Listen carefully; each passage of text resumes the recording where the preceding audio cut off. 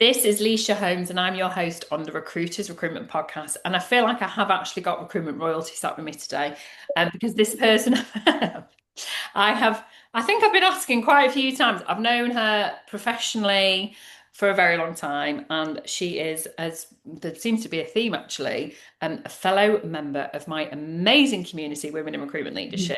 And I cannot wait for you to all get to know her today. This is the amazing Louise Davey, who is the founder of White Label Recruitment. Welcome to you today, Lou. How are you? I'm good, thank you. Thanks for the intro. You're Glad I welcome. could do that. Honestly, you are, you know how I feel. We've had some real, put the world to rights chats Yeah. over the years. And, apart from the fact that you have, if you're clicking on Lou's profile on LinkedIn at the moment, you'll see that you founded your business. You can tell us a little bit about the provenance of that. But I hold you in such high esteem because for me, you are a formidable female founder, which is why you're the original Women in Recruitment Yeah. members. But to me, you've got, I think, this incredibly unique business, which we are going to come on to when it comes to retaining top talent. So give us your potted history, because plenty of people won't know who you are. Yeah, so I'm Louise and I am the owner of White Label Recruitment and I've had the company now for 15 years. Wow. Yeah, 13 of those are White Label. Prior to that, I had a business partner in the same business, but it was a different company. Yeah, we parted ways back in 2012 and kept a couple of the girls with me, Emma and Holly, which are still here now, Oh, which you know. Yeah, so we are engineering manufacturing specialists and have been since day one. So we've not really deviated away from that as such. Obviously, we've pivoted a little bit in terms of a few markets within that, but predominantly it's engineering and manufacturing recruitment. We have a team of 20 and we've been around the sort of 15 to 20 mark for the last, well, since COVID. mhm. Yeah, so nice size business, fairly straightforward. Touch It wood is to run. based in beautiful, gorgeous office in Manchester. Yeah, yeah. So we moved there 2023, Mm. which is yeah, it's lovely, lovely space. It really is a beautiful space because obviously in my day job, I run key recruitment to and we get to go and see all our clients, and yours is definitely up there in the top five. I think And it's got a bar. It's got a bar in it, so that's always good. it's just that. And was it an architect before? Did you tell me? No, it was a tech firm, was it? It's my brother's company, a tech business, so they kitted it all out. And then when they left, I was like, I need that space. We'll have Yeah, it's it. I it's can't take the really credit for it. really is and it's a great, and it's in a lovely part. It's in the gay quarter, isn't it? It's Yeah, Richmond Tea Rooms, if you know that in Manchester. yeah, The Alan Turing Monument. It's a brilliant part of Manchester. yeah, I love it. So you obviously described there you have been in the engineering and manufacturing sector. Yeah. It's a bit like saying recruitment. It's a broad niche, but actually it isn't a vertical niche. So at Yeah. what point did you start to pivot within that? And when you say pivot, what do you actually mean? So within the engineering and manufacturing sector, you've got everything from machinery, manufacturing, automotive, aerospace. So when we first started back in 2012, it was predominantly aerospace and automotive engineering. And then that took a dive, we were chatting about this before, around 2013, and then we had to start looking into other areas. So it was actually Emma who got us into the machinery sector, which is quite specific. And from that, realised how big that is within engineering. So a lot of our work is just that now. We do sort of touch on other areas of engineering and manufacturing, but a lot of it is to do with that. And then within that, there's other niches which could, yeah, talk all day about. But It, it's such a huge area, but then you can go off into different subsectors. For example, we have up in sort of East Yorkshire, it's a lot of modular building, structural fabrication. So we've got a couple of people on that. But yeah, you could talk all day about the different subsectors. but that's it's really Uh, important because I think, obviously this podcast is about creating best practice and for people yeah, to try to be successful, like the guests, the whole reason I invite you people like yourself on is to say this is what works well. I'm not saying people suddenly start recruiting in your industry, but what you've done is you've looked at, the sector and the industry and gone, right, how do we make sure that we become the go-to expert? yeah, We recruiter that knows that market, becomes that go-to person, but equally we've got somewhere to go if that market suddenly stops tomorrow. yeah. So you learnt that quite early on. That's the good thing about what we do is the engineers can move to different sectors Right. fairly easily. So it's quite bulletproof in one sense, because an aerospace sort of quality engineer can move to a different sector if they need to, albeit they would be better in the aerospace sector. But for example, you could move that into medical device because of the quality standard. So there's so much crossover in what we do.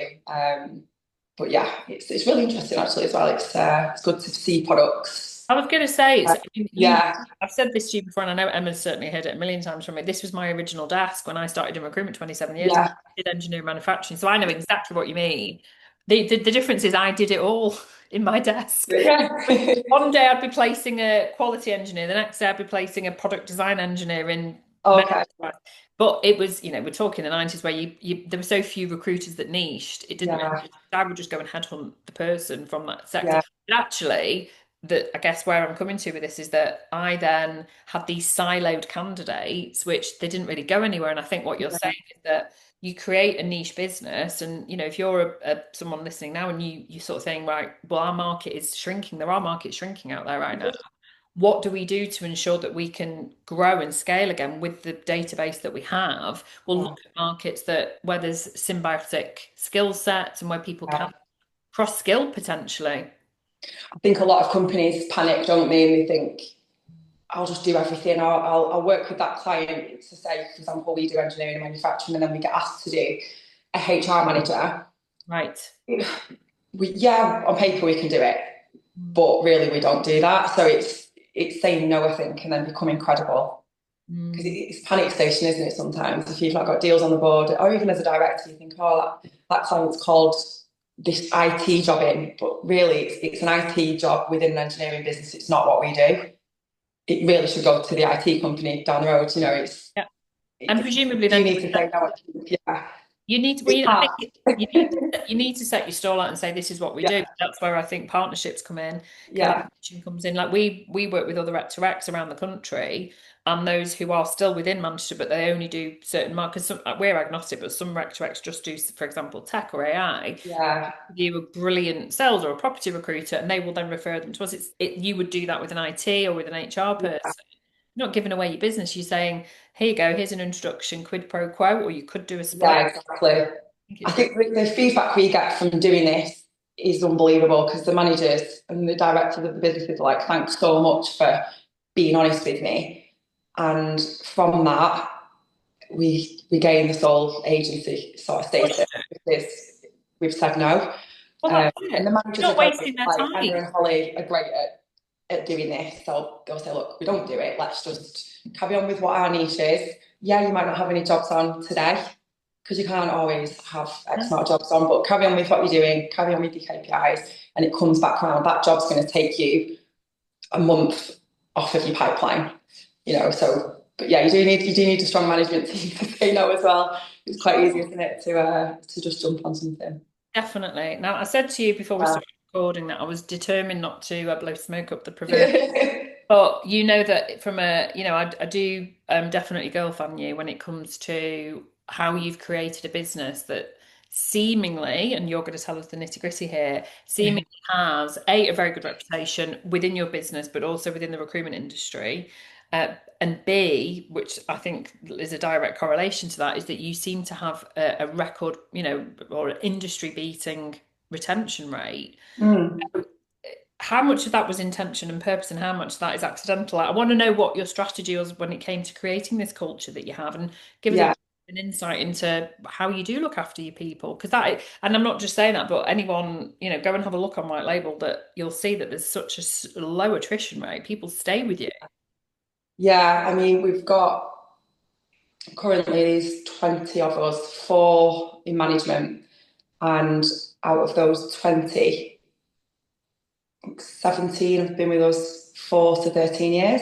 Wow. Yeah, so it's only the last three that have only been, well, two started last month and one last year. Mm, Everyone else is 4 years plus. amazing. Yeah, so I'm very thankful, we've got that team. If you do go back through my social media and LinkedIn, you'll see that when I first started the business, it was about making their lives as sort of, I hate the word nice, but I've always wanted them to have a nice life, you know, genuinely. I feel like that's just in me and that's just what I want. And I don't want to go to work every day with people that don't want to be there, or they're forced, or they're trapped because of the money that you can earn in recruitment. Yep. They don't like it. I don't want to be in recruitment just for that. I want to go to work and be with motivated people and people that are driven. So from the outset, I have set that stall out, and that was very deliberate.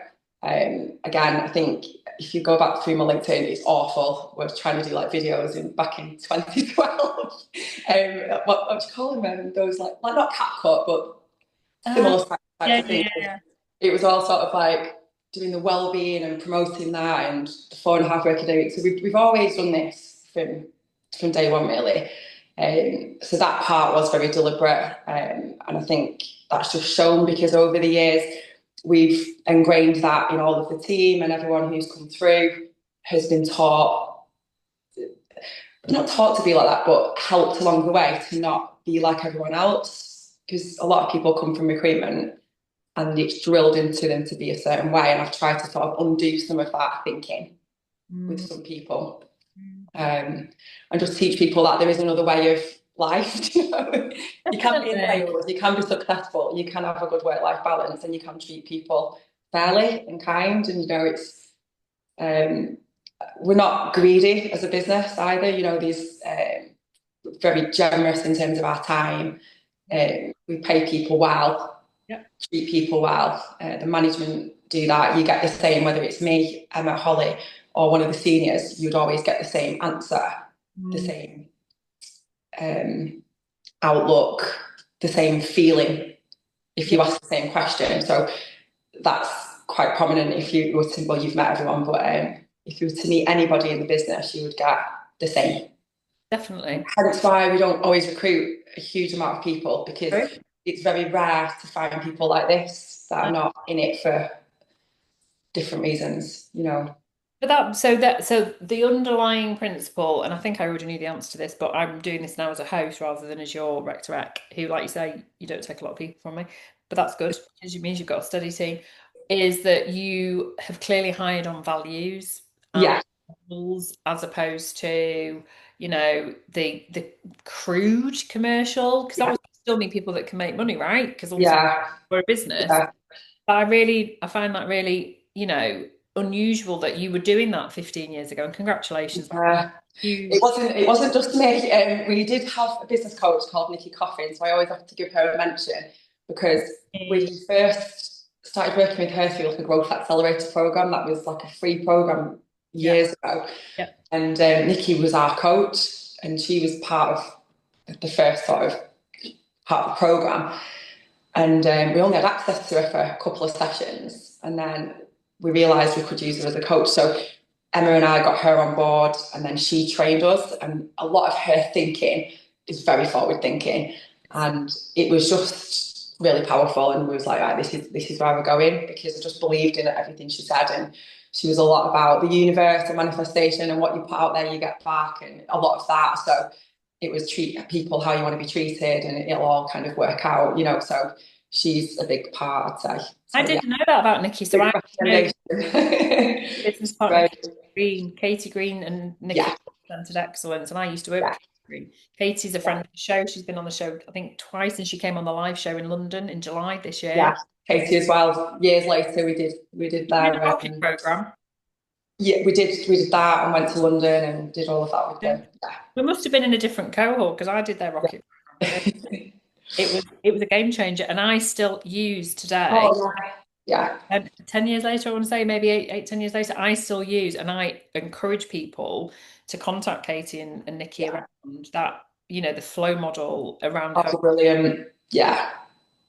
It's just, I'm not going to steal any of their trade secrets, because, you know, they've got a business to run too. But definitely get in touch.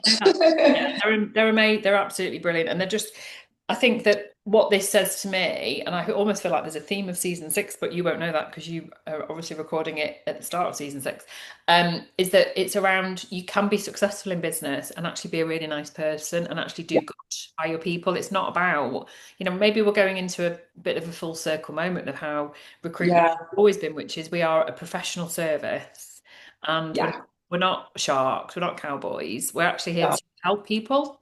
yeah. And it's the Richard Branson quote's like the biggest one, isn't it? Like, look after your team and your customers looked after. And we say this to the clients all of the time. Like, ultimately, my focus is my team. Yeah. That's what it is, because if they're happy, then you're going to get a good service. And I'm not afraid to sort of tell the clients what we do for them and how they're treated. And we get asked so many times off our clients, like, how do you do this? We've got the same consultant for the last 10 years. Huh? Like, it helps us with client calls and everything else. So, Well, yeah, that's no, what, Richard Branson, good enough. no, I know, but I don't. I think ultimately, like I say, the proof's in the pudding. That isn't Yeah, when you're a business owner to create a business that makes profit. Yeah, ultimately, yeah, but it's about having this purpose yeah, and your community respects you, and yeah, how wonderful for your clients that they get that one point of contact. They're not getting reintroduced yeah, every 6 months to someone that took yeah. probation. I know. Can you imagine? Yeah, no, no, it's not for me, that. Yeah, I think, like, looking back, like, when you just mentioned purpose, this is really cringe, but it was like hashtag making people better. That was like 7 or 8 years ago, and that's what all the decisions in the business was around. Like, how can we make people better this week, this month, inside of work, outside of work. Um, we spent a lot of time with people one on one, which we still do, and I feel like we did go to quite a lot of events and get asked about these things, and I was almost embarrassed about what we did, because it felt a bit soft and it felt like it wasn't results driven and it wasn't this it's more culture of soft what do you skill. think? It's softer stuff, isn't it? Yeah, but Yeah. it's definitely not soft whatsoever. It's quite challenging. If you've got me or one of the directors trying to push you outside of work and push you in work, it's not soft in the slightest. It's doing the best for them, but it can come across like that, and it's almost like. But yeah, I feel like a lot of people are on board with it now, especially male directors are coming around to this a bit more, Definitely. because they want a different life as well. Yeah, I think the changing point was definitely COVID. If we were to put a flag in the sand where, you almost feel ashamed that you're not driven by what you should be driven by. But now it's like, actually, Mm. this is the path we're on. And Yeah, you're proving that it's the right path for the people that yeah, are on the business with you. And you're, yeah, everything about your strategy works for your business. Now, that's not to say there might be people listening where it's never going to work. That's just not going to ever achieve what they want to achieve. But we have to take our hat off and respect. yeah, It makes me think about. I had a conversation with a male CEO about 6 years ago, and he was challenging me why I hadn't scaled my business because at the time it was Laura, who's a business partner for London. She's a separate business, and then Shannon had just started. She'd been with me about 2 years, and the market was just booming. And he's like, "Why aren't you scaling?" And I went, "I don't really want to." I said, "I'm a total contradiction. I don't really want to. I don't feel like I need to." And he's like, "But that's ridiculous, Lise. You could be doing, different regions. You could go globally. You could have a team yeah, of 20." And I'm like, "Listen, that is just not my purpose. That's not why I'm key recruitment. It's not about what I am." And then interestingly, and I'm not going to ever name him. Obviously, COVID hit. And he's pretty much scaled back. I think it's just him now. Like, as in he's gone the other way, and he does talk a lot on LinkedIn. I'm not going to give any clues as to what he actually does for his sector, but he now talks around. He's a dad, and he's got fit. yeah, And like, how could he have been so? And I'm just like, hey, listen, that's what I was saying to you 7 years yeah, ago. That yeah, I want at the time. They're not certainly not school age now. They're both grown up, but I still enjoyed taking them to school and yeah, doing school, going for a cup of tea with them and a cake and stuff. And it's like I still got to do that. And yeah, your business has always been, the well-being aspects. And I think more business leaders should proudly talk about yeah, what this is and hire against that. For me, I think I said to you before we started, your hiring strategy, I think has always been quite distinct from that. yeah, Almost that's your starting point, and then you've hired birds, is that? yeah, definitely. Yeah, And so So on that, I've said I think you're quite unique because within the recruitment, our audience is all recruitment leaders. You've tended to steer away to an extent of we just want someone to come in and build a business for us. It's we need to prove the model. We need to prove there's a market there. Yeah, yeah, definitely. I mean, we've not had a huge, thankfully, not had that many gaps to fill. But when we have hired, it's usually been someone's area's just got too busy, and it's just expanded on the location side. So it might be like they've moved across a border, say one part of Yorkshire into another, or for example, we might work within a design sector, and then we've realised that there's a lot of different sales engineering roles, so it's created a market there. But it's not too difficult because we work with such established businesses and we've got the network there. It's really simple for us to tap into the next Of course one it along. So, for is. example, at the moment we've just moved into finance within engineering and manufacturing, but it's not difficult because we know all the FDs because we work with them with the invoicing and I was just about to say that's who's been paying your bills. well, yeah, so it's really it's warm. Fantastic. As long as it's within that business, it's not difficult to go and do that. For example, if we wanted to set a HR division up, that would be really simple because we I know was just like about to say that you need to go and get that. yeah. So it's but to be honest, we're so busy in what we already do on the engineering side. It's good enough, but and then it, it's easy to just move location. So for the minute, we are happy with what we're doing, but we've just moved across to the Midlands. Again, because the contractors and the candidates have just started spreading out, we've ended up with a few more clients in that Right. area, Yeah. and then all of a sudden it's a new patch. So But that to me is organic growth and yeah, it makes commercial sense to do that. And, I know we joked before around that HR job, but, that now, if you've got someone doing professional services within your industry, they carve that out for you because you're agreeing yeah, to probably yeah, with exactly. and or HR procurement. Those are the It's straightforward. great. Good as well because the management team are not pulled in so many different directions. They just need to know about what we do. They're not having to manage someone on oil and gas, someone on IT, someone on Belgium data center market. I don't know, just different areas. Oh, It's everyone's doing that right now. so easy for them to just Mm. be good at what they do across the client base. Yeah. So the managers are not sort of burning out. It's all fairly quite Right. Kind of straightforward. straightforward. Yeah. It's not rocket science, really, is what you're saying, and it's Yeah, staying true to your values, but making sure that you're setting people up to succeed, which goes right back to my very first bit of the intro, which is that you are unique in the attrition. And I think we all have a responsibility, especially leaders listening, to look after the people that we already have. We always seem, it's of always course. Yeah. fixation on hiring, ironically as a rep to rep, but actually look after the people you've got because that's actually how you then going to organically grow and attract better people to your business. How do you manage it all with because you've got a big family as well? How do you cope as a leader with your parenting and your responsibilities? Again, so I've got three kids. So the first one I had 16 years ago, so he's grown up now. Looks after himself, and the other two are at primary school level, so it's not that difficult currently. But again, like I mentioned, I've had a really good management team with me from day one. People have been in business, like Emma and Hull have been here for 13 years. We've got Chris coming up for 10. Wow, Yeah, Ruth, 10. that's amazing. A couple of others, 8. So within that team, there's Solid. so much knowledge. And my job is to just keep everything ticking over. I don't actually manage the people side, which is a huge job in itself. I think I would struggle having to do that on top of Yep. my life at home and the FD side, the ops side. Right. We've got Meg who's just come back off maternity leave, so she's now doing the operation. So we've got everyone in the roles. Right. I'll oversee everything Mm. um, currently, and I can kind of dip in and out of various sort of aspects of it, depending on who needs me. Well, it should be. It's empowered, and I'm sure it probably lends to your parenting style. It's, I'm here when you need me. I'm here to Yeah, create a safe environment for you. You were allowing true succession planning from what you've said. yeah, And again, I think there's so much that other people listening can learn from you. And it's just, yeah, like I say, carry on doing the right thing by people. And yeah. You'll transcend any market and any economy.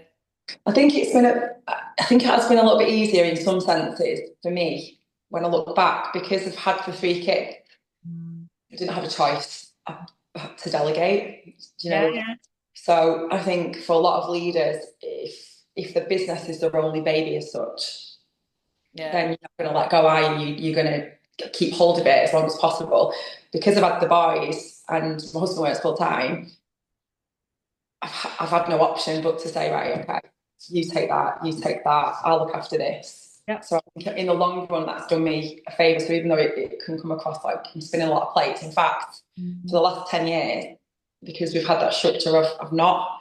So I do think if you are a leader that hasn't got anything outside of the business, you are going to struggle. And maybe that's something to think, right, if I did have something else in my life, what would need to give for me Yeah, to spend time? Because yeah. it's the guilt thing, isn't it? Like some people don't have kids, some people don't have a partner, don't have anything else apart from the business, and that's why they keep hold of it so much, you know. But actually, they're the ones who are probably more at risk of burnout because, like I say, Exactly. there's nothing. Yeah. You have no choice when you are a caregiver. Let's say caregiver. Yeah. Yeah. You have no choice but to go and be that caregiver for whether it's an hour a day or an hour Exactly. a day. You Yeah. literally have no choice. So I think that's actually a really valid point and Yeah. not a stark warning, but maybe a reminder to people listening that maybe where it is everything. And I've always said key recruitment is my third baby. It literally is. Yeah. I see that my responsibility is as much to my daughters as it is to key recruitment and vice versa. I've always felt like that. It's been part of their lives. I mean, Izzy was one when I set up Key, and Lilia, obviously, it was already 2, 3 years old when Lilia was born. So Yeah. that's just, they see it as that. They've always, they've never compromised me. I've made that choice.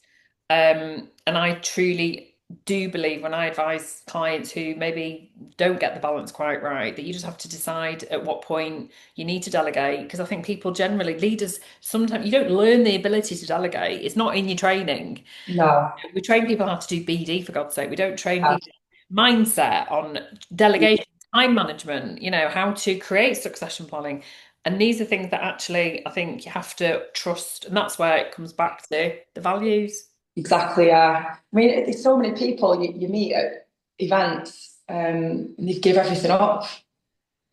And you're like, "Oh, I used to play sports, I used to do this." And I'm like, well, really? So why have you set a business up to be like trapped by it, basically? And Not have a life. trapping the people within it as well, because you can't look outside of the box. And then that's what we do at White Label. We make sure, if someone stopped doing something that they love, we're like, right, come on, you need to pick that back up again. I know you've just had a baby 6 months ago, but it could be a guy, a girl, doesn't matter. Right, why don't you go and play paddle again? Why don't you get back to the gym at lunch and try to, get them to do other things? It's so Um, important. And I yeah, was going to finish on paddle. I'm oh, just yeah, But I'm just going to pause it just for one sec. But I think that's a really important point yeah, because I think it's almost going back to, we came from a world of this toxic culture of yeah, working. Oh my God, I was in the office till 8 o'clock last night. Oh, I was in there till 10 and I was back in at 6. And that was very much what it was yeah, like. yeah, And it's not, it's destructive, it's counterintuitive. Everyone knows it's counterproductive now. That's not the way to be. And I think, why should you? I remember someone saying to me, it might have actually been my mum, but I hope she doesn't listen anyway, so it's fine. But I remember her saying when I think my girls were quite young, they were definitely both at primary school, and I was trying to do everything. And it was probably post-recession or something, and I was like working every hour, but then still trying to do the school pickups and take them to the yeah, something and try and be present to everything. And I was just driving myself into it. She was probably looking at me going, "You're my daughter and you look knackered." And she said to me, and I then started ballroom and Latin, as in me, ballroom and Latin dancing, and I started learning the piano again. I remember telling her, and she just said, "Oh, I remember going, and I was going to my ballroom class at 8 o'clock at night and knackered and doing my piano one night at 7 o'clock and not having time. I think I was moaning that I didn't have time to practice. yeah, I was getting told off every week. And she just said, "Well, you'll have to give it up.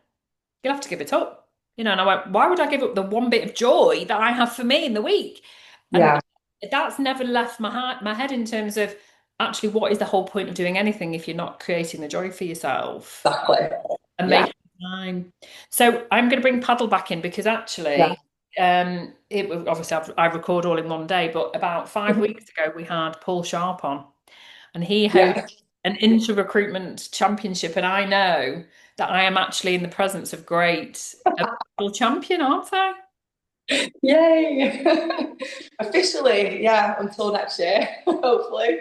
We'll He's stay on made me. me promise because he invited me, Anton Brandrick, who you beat. They'd Yeah. invited me along, and I'm like, nah, I've got time, I've got time. But Paul Sharp made me promise on my life that he's going to be doing it in May 2026. And in case she has forgotten, because she produces the show, I'm going to be in a team with Lilia Holmes.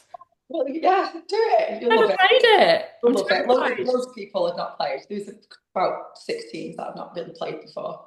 But yeah, you'll be great. You'll be fine. Haven't hit a I'll ball match. since I'll help. I haven't hit a ball since I was at school, and I left school in the summer of 1990. So I believe it's not as hard as tennis, which is a good thing. It's not. It's not. If I I'm can do very it, competitive. fine. So I'll see you in May. Well, We will. I'll see you before then because obviously you are a very, very valued member of our women in recruitment leadership community. And I mention it most episodes, I have to say. And if you haven't already cottoned onto it, it is invite only, and we have curated this amazing community of female founders and senior female leaders where it's just brilliant, isn't it, Lou? It's great. Yeah, love it. We Good. do get so much from that, to be fair. We do get lot of information, a lot of nuggets, stuff that's in the back. It just brings it out again. Yeah, there's a lot, and that is just in the WhatsApp community. Never mind the in-person events. Look, thank you so much because I know how massively busy you are, and I also know that you rescheduled your dentist just for this. So I hope you reschedule because your teeth health is very important. Thanks, Lou. You're Really welcome. No worries. take care.